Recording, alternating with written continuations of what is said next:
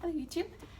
Thank you for tuning in. I hope everyone is staying safe right now with everything that's going on, and congratulations on nearly making it to the end of the semester for fellow college grad students who are learning about education right now, and for all of the parents who are homeschooling their kids and just trying to get to summer vacation. I can't recommend reading highly enough for helping that along, and so without further ado, today's story. I'm once again looking at my big Disney Princess book of stories, trying to coordinate a little Belle and Yellow Dress. It's where the similarities end. But yeah, so today's is Beauty and the Beast, and I can't wait to share it with you. So, long ago, a beautiful young woman was forced to live in an enchanted castle with a hideous beast. Belle had agreed to remain his prisoner in place of her father. Soon she discovered that she and the beast were not the only inhabitants. This is impossible, Belle gasped when she realized that the former servants of the castle had been transformed into household objects.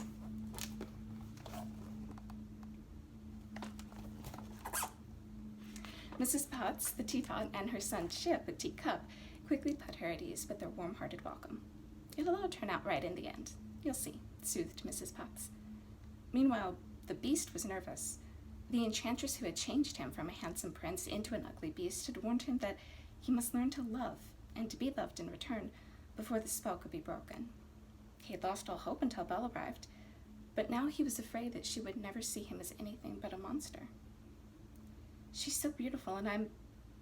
well, look at me, he shouted to his servants. You must help her see past all that, Mrs. Potts advised. She and Lumiere, a candelabra, offered suggestions. Act like a gentleman, compliment her, be gentle and sincere.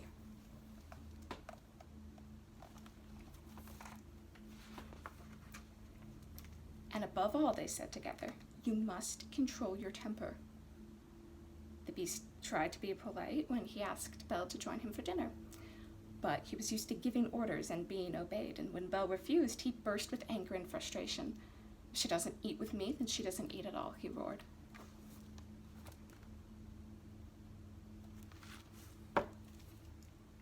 Despite the master's orders, Mrs. Potts would not let Belle go hungry.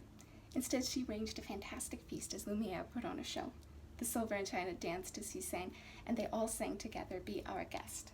Belle was happy and laughing.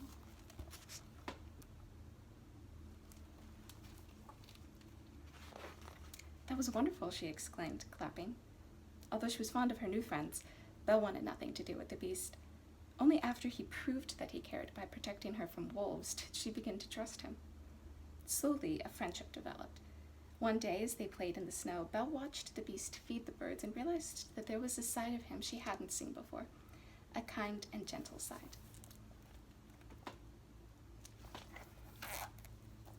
The beast was happy that Belle no longer was frightened of him. He wanted to give her a gift for bringing happiness back to his life.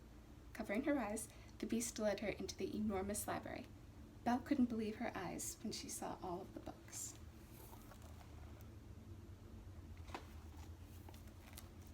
They're yours, the beast told her. He knew she loved books. Thank you so much, she smiled. As Belle read to the beast, their friendship grew stronger. They could talk and laugh with each other as they could with no one else. Finally, a special evening was planned. The beast was worried. He wanted everything to be perfect, but he thought he could never be presentable.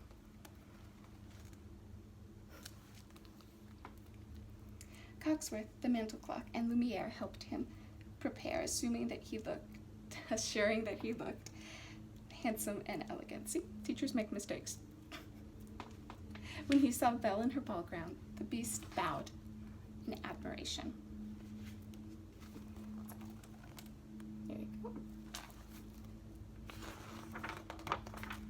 At dinner, he behaved like a perfect gentleman, and when Mrs. Potts began to sing a love song, Belle and the beast were dancing in the ballroom, happy in each other's arms. Watching from the doorway, the servants were full of joy.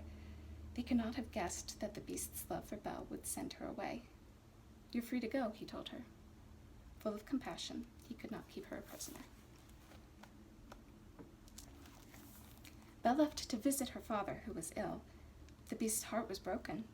As villagers attacked the castle, he let them come.